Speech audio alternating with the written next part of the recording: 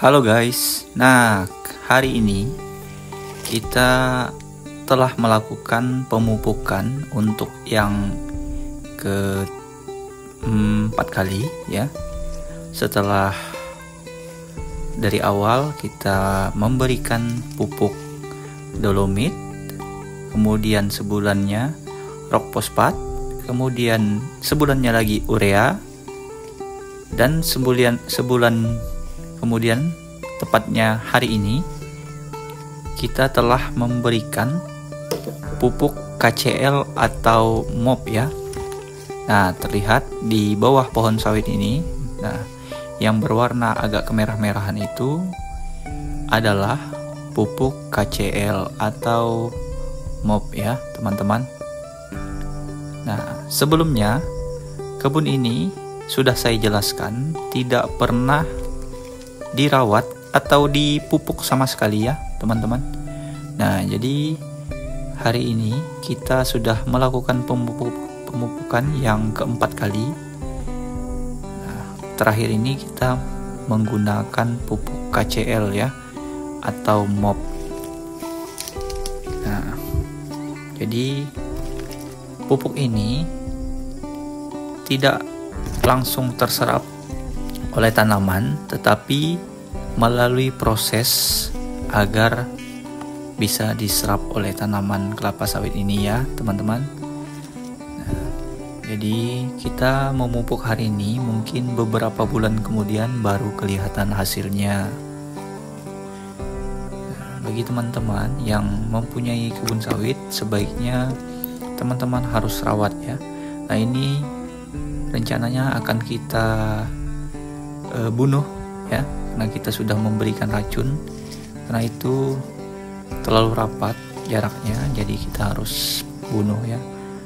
Nah, di sini walaupun tidak pernah dipupuk sama sekali, tapi buahnya lumayan karena tanah mineral ini cukup mengandung banyak unsur hara yang diperlukan oleh tanaman kelapa sawit ini ya.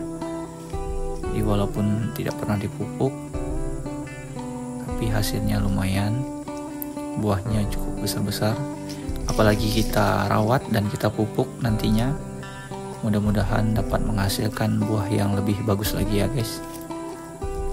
Karena kita lihat pertumbuhan batang maupun daun agak kurang maksimal, jadi kita pupuk, kita porsir lagi supaya bisa lebih maksimal ya. Kemudian banyak buah-buah yang tidak terbentuk secara sempurna, itu mungkin diakibatkan tidak pernah dirawat itu tadi dan dipupuk. Jadi akan kita pupuk supaya pembentukan buahnya bisa lebih besar lagi ya guys. Nah, bisa kita lihat sini. Nah, mungkin kalau diberi pupuk buahnya akan jauh lebih besar dari ini ya. Nanti kita akan update terus perkembangannya bagaimana ke sebulan atau 2 bulan kemudian atau per 6 bulan ya. Bagaimana baru kelihatan hasilnya, kita baru bisa melihat ya. Nah, di sini juga ada sawit yang dalam masa pemulihan ya, sebelumnya berbuah tetapi ini karena tidak pernah dipupuk dan tidak pernah dibersihkan, ada beberapa yang mengalami pembusukan ya. Jadi nanti kita bersihkan, kemudian kita semprot menggunakan insektisida ya, atau fungisida di sana. Fungisida antrakol, merek antrakol, supaya tidak berkembang jamur yang menyebabkan pembusukan itu ya.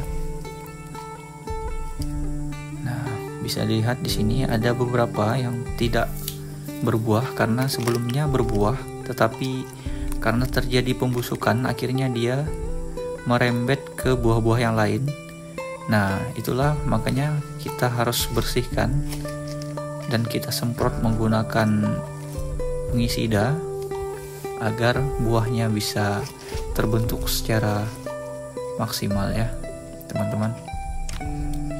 Nah, di sini ada beberapa pohon yang daunnya mengalami penguningan ya.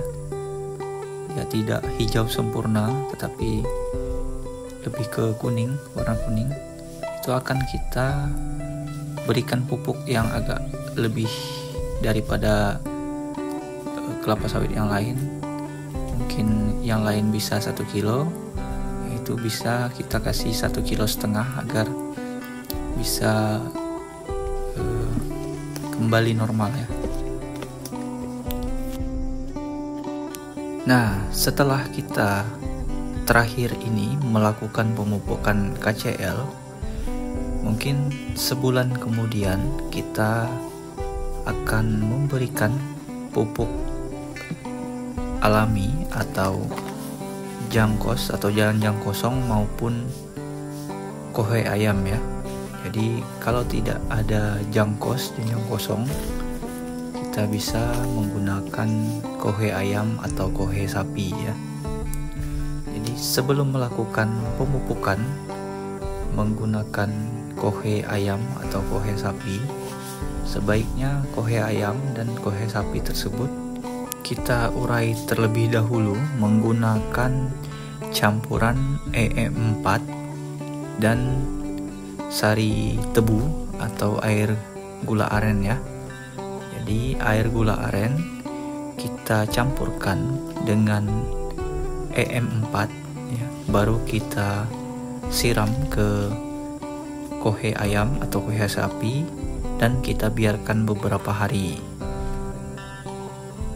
Barulah bisa kita aplikasikan ke sekitaran pohon kelapa sawit agar bisa terserap secara maksimal nantinya untuk kebutuhan nutrisi kelapa sawit kita ya, agar buah, batang maupun daunnya bisa tumbuh secara maksimal dan bagus ya.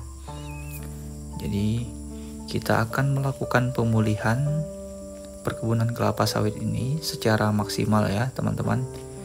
Jadi bagi teman-teman yang belum memiliki pengalaman untuk merawat kelapa sawit, sebaiknya teman-teman bisa bertanya kepada teman-teman yang lain yang lebih dahulu memiliki kelapa sawit ya. Seperti saya bertanya kepada teman-teman yang lebih senior agar kita tidak menyesal di kemudian hari telah menanam kelapa sawit tapi tidak dirawat dan hasilnya pun tidak maksimal ya. Percuma kita menanam tapi tidak kita rawat dengan maksimal ya. Karena kalau kita sekedar tanam itu memang bisa berbuah, tetapi tidak semua pohon ya. Jadi ada beberapa pohon biasanya unsur hara yang ada di tanahnya itu tidak terserap secara maksimal ya. Jadi perlu kita berikan pupuk agar bisa berbuah semuanya dan kita bisa menikmati hasilnya ya.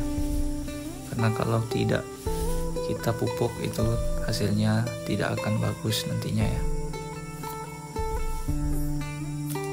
Nah, selain kita pupuk, kita juga melakukan perawatan seperti pembersihan areal lahan ya, terutama gulma-gulma yang menyerang kelapa sawit ataupun menyerap nutrisi tanah yang seharusnya untuk tumbuhan kelapa sawit kita agar bisa tumbuh secara bagus, tetapi diserap oleh gulma-gulma. Nah, gulma-gulma itu seharusnya kita basmi ya teman-teman, terutama akar-akaran yang menjalar biasanya itu sangat merusak ya. Sebaiknya kita bersihkan. Nah, seperti ini juga ya, sisa-sisa buah yang tidak terpanen, yang masak dan tidak terpanen lalu tumbuh di bawah ya, itu sangat mengganggu penyerapan nutrisi bagi kelapa sawit.